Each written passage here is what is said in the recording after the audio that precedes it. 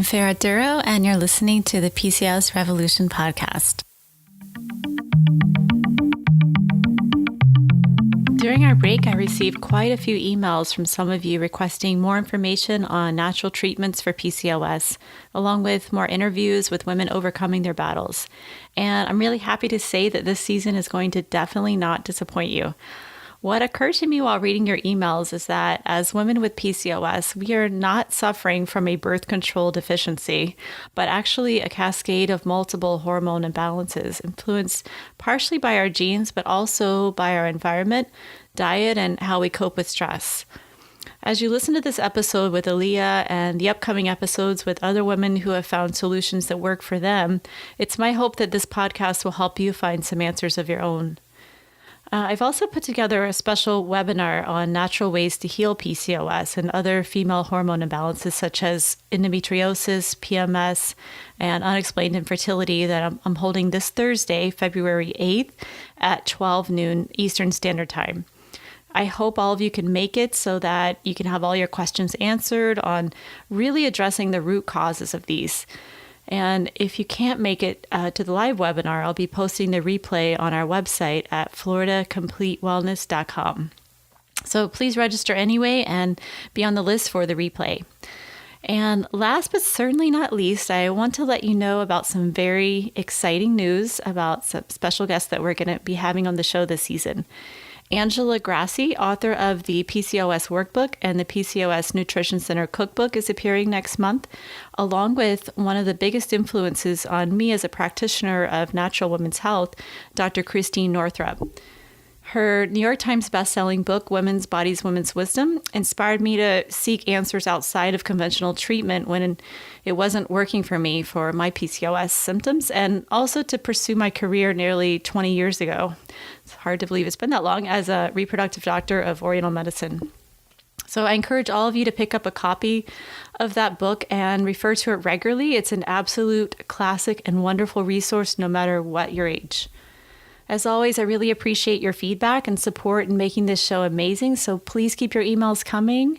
Now back to the show.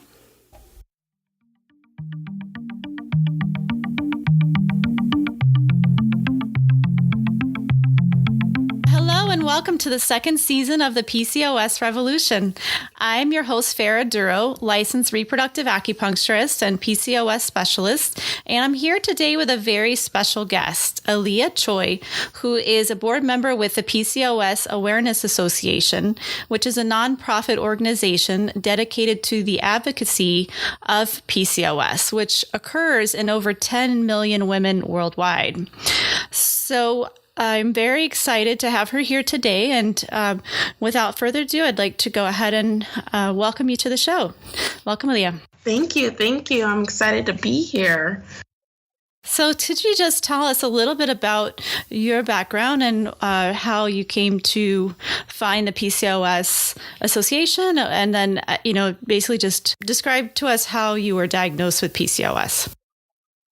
All right. So, this crazy thing is that the founder, Megan Stewart, actually knows my aunt. And my aunt referred me to her, and she was like, I have a friend who's definitely heavily about PCOS. You should get in contact with her.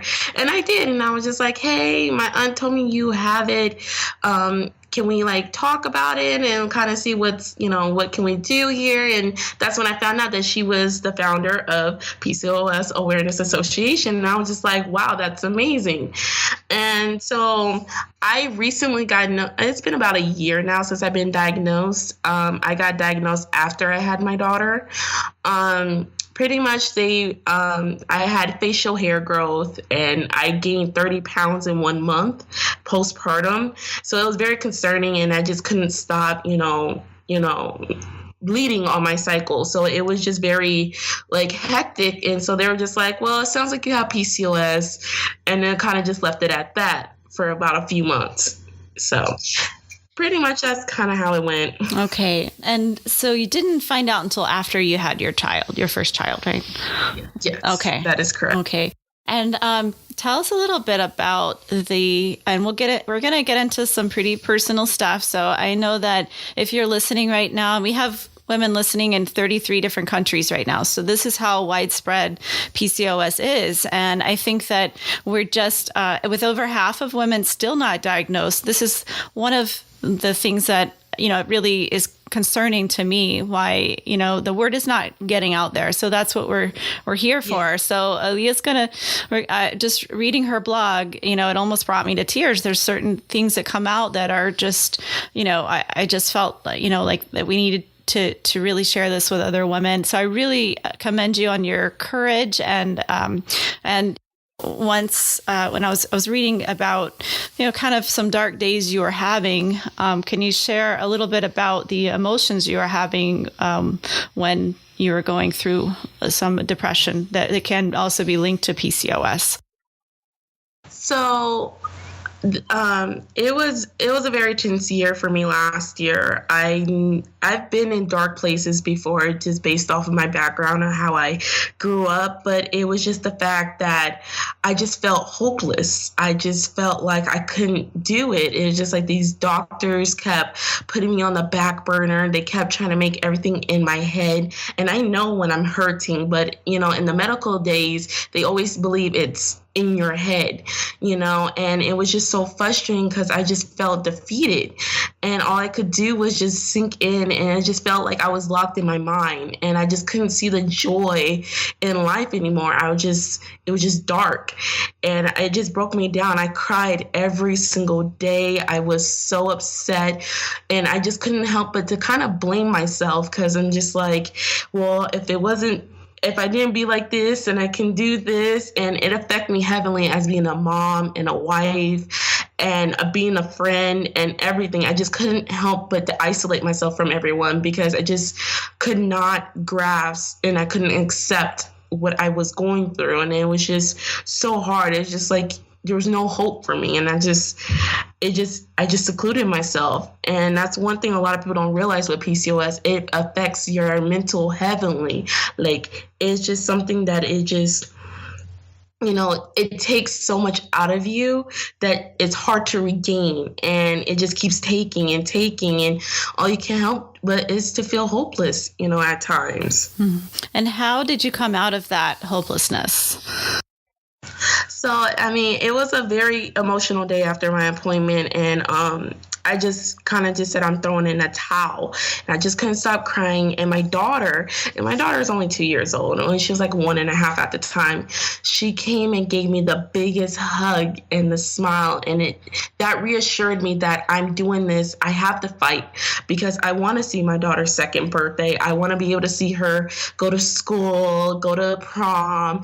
I have to fight for myself to get better so that I can enjoy my life, because I am young. I'm 22 years old, and I'm at the, rock bottom. So, and I just told myself that I refuse to let these doctors win. I refuse to let PCOS win. It's not going to control me. I'm going to control it. So I just took it upon myself that that's it. That's enough. I'm going to fight for my life today. And that right there, I realized and I came to acceptance that it's going to be hard.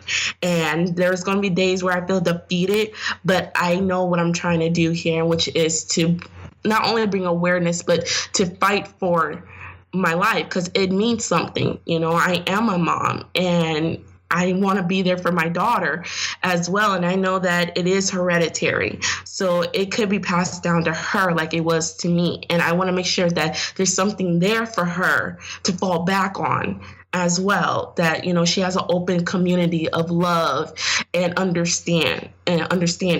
And even more so because of, you're where you are right now, I think, and helping other women as well. So, and I just, I think that we could back up a little bit and share your story about, I would think, you had PCOS before you were diagnosed, obviously, before you were pregnant even.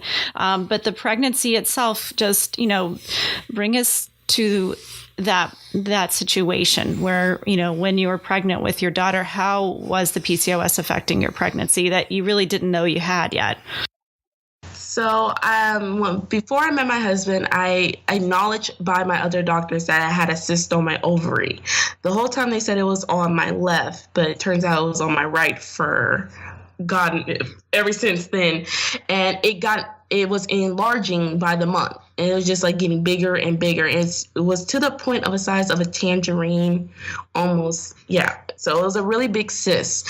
And we were trying to get pregnant, and we didn't realize that I already actually did get pregnant. So when we did go to the doctors to confirm, they said I was miscarrying because they didn't see, the second gestational sac, of course. And I was devastated because I'm just like, I wanted to have, start my family. And, you're telling me that I'm miscarrying and all. But he was like, come back in a week and, we'll see. And it turns out that they placed me ahead of how far I really was. I was actually only just 4 weeks. So I was blessed there. I was like, oh, thank goodness, I'm going to be able to, carry this baby. I'm super excited. And then about few weeks in, about 9 weeks, I was bleeding.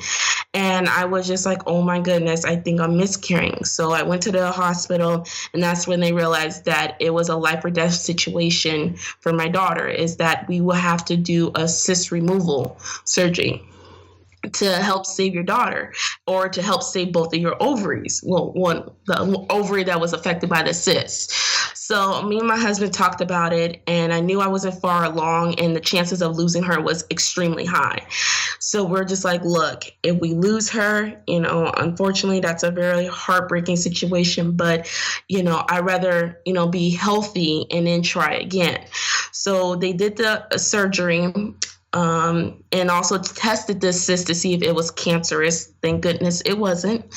So next morning I woke up, they did a quick exam to see if she was there, and they found her heartbeat. I was so elated. But the healing process of being pregnant and having that type of surgery was very intense. It was hard for me to, enjoy that pregnancy. And I was in so much pain, and there's not much medication they can give to pregnant women. So it's like literally, holding a child and growing a child, and on top of that, healing your abdomen of 3 incisions that they went in to remove the cyst. So as time went on, I was doing okay. A couple of ultrasounds came back, and they were saying my daughter was going to be special needs. It seemed like she was going to be short of a few genetic chromosomes and all, and we were preparing for that. But luckily, she advanced more quickly. But about, say, almost 20 weeks, I went into preterm labor, and they found out that my cervix was shortening. And pretty much that made me an immediate high risk. I had to constantly see a specialist doctor every week to make sure that, I was not going further and further. And I was doing okay until 25 weeks when I started dilating. And I had to be admitted right away because they were like, look, your baby's going to come. And it was so intense, and I was so scared because I was just going in for a routine appointment. But no one expects at 25 weeks, hey, you're dilating. Yeah, guess who's staying here? So it was a very intense moment. And I stayed in the hospital for about 2 weeks. No, not 2 weeks. Sorry, 2 months almost. Because it was just any minute. They were just fearing that my water was going to break and I was going to give birth early. So they, put all the medication in me that they could to help, progress her. But as that time was going on, I was so upset. I even had to go see a psychiatrist because I was having, I guess you would call it postpartum beforehand. Some people say it's not a thing, but it is a thing. So I did see a psychiatrist because I was, having very intense suicidal thoughts. And it wasn't to hurt my child. It was because I didn't feel good enough. I felt like it was my fault that I couldn't hold her, carry her. And it was just my fault. And I just had to come to the realization it was not my fault. And so it was a very intense process for me. But luckily, at 38 weeks, I was able to give birth to a beautiful, healthy baby girl with no complications. She kind of came unexpectedly in the mountains during Christmas time, but it was the most happiest moment for my family that I was able to make it through and carry her out to where she was good enough to, be born. So it was a very intense process being pregnant. And the fact that I will have to experience this again if I want to get pregnant again, it's kind of crappy. That's kind of what goes when it comes to PCOS. Well, that is an amazing story. It's truly a miracle, that you have there. And I think that, that not knowing that you had PCOS too when you were pregnant, I think that was even a bigger shock. Like, what's going on with my body, and what's this cyst doing, growing out of control? And all the hormones from pregnancy can also contribute to that cyst growing too. So that was extremely risky. But definitely you had some angels watching over you. So, yes, definitely. And I think that, after that whole situation, that's actually a traumatic pregnancy. It really is. So, and, post-traumatic syndrome can extend into pregnancy and beyond.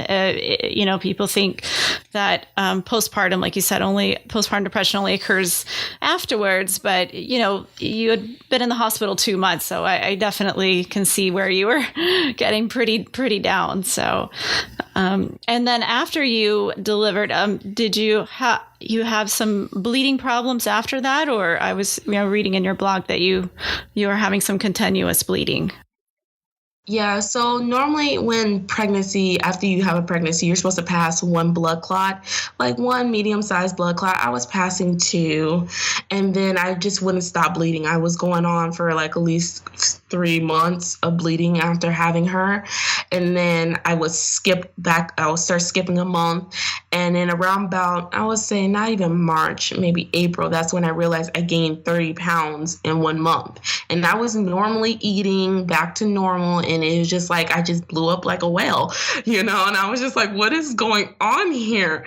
And I just could not stop bleeding. I just kept going. And, I constantly had to keep going to the hospital, and they're just like, well, take these and go see the OB doctor. And I'm like, okay, great. And then when I went to go see them, they're like, oh, you're fat, go home. And it was very frustrating. It was a very frustrating moment. But, she kind of just said, hey, you have PCOS, go home. That's kind of how I've been dealing with these doctors, is a lot of go home situations. And so after you were bleeding, you became anemic. And I would say after 3 months of bleeding continuously, definitely that would happen. And you ended up getting a transfusion, or what happened at that point? So I've always been anemic my whole entire life, but it started getting worse because of the excessive bleeding. I got to the crucial point where if I didn't go in and if I didn't, see the new doctor, that I would be needing a blood transfusion. At one point during my healing process of trying to fight the anemia that was onsetting off because I was so low in my iron, he was contemplating on giving me iron transfusions to help me because I was not retaining iron very well. Currently, that is pending because I didn't move. So we're going to see if we're going to retest my iron and see if I'm still struggling to maintain that iron. If I am, then I will be needing an iron transfusion. But for right now, I seem to be okay. I've currently, skipped my cycle. I'm going on 2 months now, not having my cycle. So far, I'm okay. It's a relief a little bit to have a pause in that cycle. And did they put you on birth control, or what was the solution that they had offered? So the solution was to put me on birth control. I was on birth control for about a couple of weeks, but it kept me bleeding. So I stopped bleeding once I started taking it, and then turned around and started all over again while on birth control.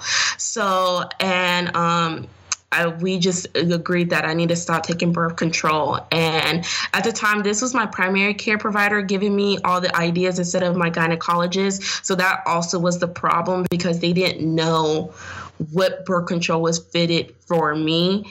So they pretty much, I'm not on birth control. We just realized that it's not a good move right now because I apparently start bleeding on birth control. So. Mm-hmm. Right. Definitely. And I would be curious too if you had done any saliva hormone panels to check and see if you are indeed estrogen dominant. And that's why this, birth control is a mixture of estrogen and progesterone, but sometimes just that little bit of estrogen can send someone over the edge who's already estrogen dominant. So that's what we've been finding in our practice. So there's saliva testing, and there's different ways you can look for that and see what those ratios are according to your age range. So that something that's helpful, especially if you've been prone to cyst or things like that. So, the information we'll definitely put on our website on PCOSpodcast.com, because a lot of women are struggling with that. And I have seen it time and time again where birth control just takes them right over the edge, whether it be flaring up the depression or the anxiety or the bleeding, that sort of thing. It's not a cure-all for everybody. And I think that is one of the biggest misconceptions with birth control and PCOS. It just seems like, in the textbooks, okay, here you go, just give it. If you have PCOS, automatically get birth control. And I just think we're all different. Our bodies are, respond differently. So we need to take that into consideration. And I think that's one of the struggles in finding a doctor who actually will acknowledge that. So when you see, I think that there's so many questions that are surrounding PCOS, but how did you actually find a doctor who would actually listen to you and go through your history without just telling you to go home? So it's a very ongoing battle. I'm still battling with that. I went through like 3 doctors at my home state. The last doctor I found, he was very knowledgeable. He's been in the practice for well over 20 years, and he has dealt with women with PCOS for quite some time. So it was amazing to have him as a doctor.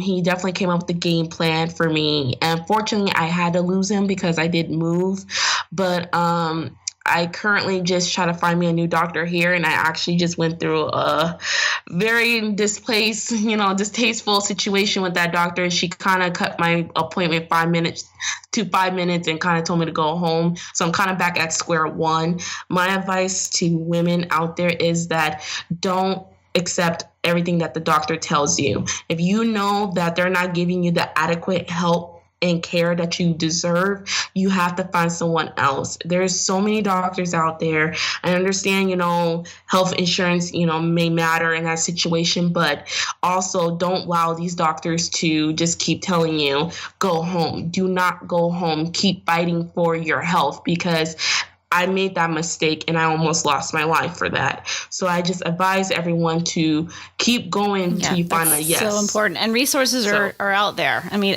as far as the what kind of resources would the PCOS Awareness Association provide for women if you are looking for some help? So we have this great search engine. I actually, unfortunately, forgot the name of it, but it's on our main page. And there you can go and search doctors in your area, specialists in your area that deal with women with PCOS. And I find that it was super helpful for anybody that's at square one and don't know what to do or where to go. Definitely go to the PCOS Awareness Association website and, use that search engine. It's the best search engine that could be out there for women like us. I highly recommend it. I can't stop, bragging about it, but it's really a great search engine for women. So definitely go to, PCOS, Awareness Association there to use that search engine. Right. And we'll post the website link up at the, if you're searching, it's PCOSAA.org. And that will give you the information there where it says find a PCOS specialist.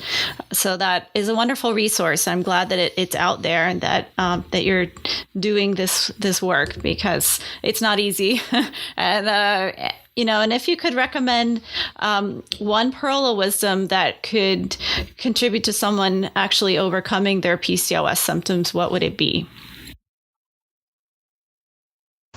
One wisdom that I would, offer is that it's not your fault. It is not. And if you ever feel at that point where you feel like it's your fault, it's not. We cannot control what our body does. Sometimes our body can just have a mind of its own, but understand that there is help out there, and there's millions of women that have the great community, and just surround yourself with that and understand that you're not alone, and that this fight may be hard, but it's not going to be the death of you. I promise you. There's always a silver lining in this. And honestly, I just ask that, we have to use our voice. If we don't use our voice against the medical field and everyone that is against, not searching into PCOS, we're not going to get the help that we need. So no closed mouth gets fed. So we have to use our voice. So I would recommend that, if you don't have a good outlet, write it out, talk to someone, and let's get our voices out there. And if you could recommend a book for somebody with PCOS that would be really helpful, which one would you recommend and why? So I definitely will recommend, definitely when it comes to diet, there is a great book on Amazon. It's like the PCOS diet book guide. I find that very useful because as women, it's hard to diet with PCOS because of the constant weight gain and the desires to want, sugary treats. I actually ordered it myself and I follow it by just about every rule away. I kind of modify it to fit me, but definitely it's a book I would definitely recommend for women who are starting out and want to change their eating habits. I think that's the strongest suit right there. That's your best defense against doctors, because the best line they like to use is you need to lose weight. So if you get that book and you start looking into it, you will be on your A game, because they can't just say it's your weight now because you took that chance. You took that step to learn more about how to fix your diet. So definitely that book is amazing. Definitely get it on Amazon as well. Perfect. So great. And we will post a link to that book as well. And we'll try to get the free audiobook link as well, because I think that, there's a great, just a great bit of resources out there, and nutrition is key. So it's definitely very important. So that's a great tool to have. And we also have a checklist on the on PCOSpodcast.com that actually you can share with your doctor, because it has a list of symptoms. And if you are noticing that these symptoms are coming up for you, you might not even realize you have PCOS, or maybe it's a friend or a family member. But if these symptoms are recurring, they're getting worse, and they're actually experiencing those symptoms, you can show your doctor this list and say, you know what, I need some testing. I know something is not right with my body and I need some testing. So can you please help me? And, so we're going to make that available, and hopefully we get that 50% of women undiagnosed. We get that number down quite a bit. So that's the goal. So I really appreciate, Aaliyah, you sharing your story. And I know that this is going to help so many women out there. So it was great to connect with you. And no problem at all. No problem at all. I enjoy sharing my story, and I hope I did, reach a lot of women today. It's really important that we all stick together. I mean, nobody understands us but us. Thank you so much. So. And everyone listening, have a wonderful day. And we look forward to talking to you next week.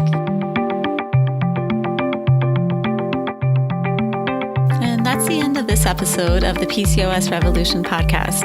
If you've enjoyed the show and want to help me spread the word about how women with PCOS and hormonal imbalances can lead happier, more healthier lives, please head over to iTunes and leave us a review. They really do make a difference. If you'd like to have a question answered on the show or would like to recommend a guest, please go to floridacompletewellness.com/podcast. If you're on social media, you can follow me at facebook.com/Florida Complete Wellness and twitter.com/Florida Complete, where I post a lot of interesting research, webinars, and articles on our blog about really getting to the root of hormonal imbalances like PCOS. So it's a great way to stay in touch with the latest developments. Thanks so much for listening, and see you soon.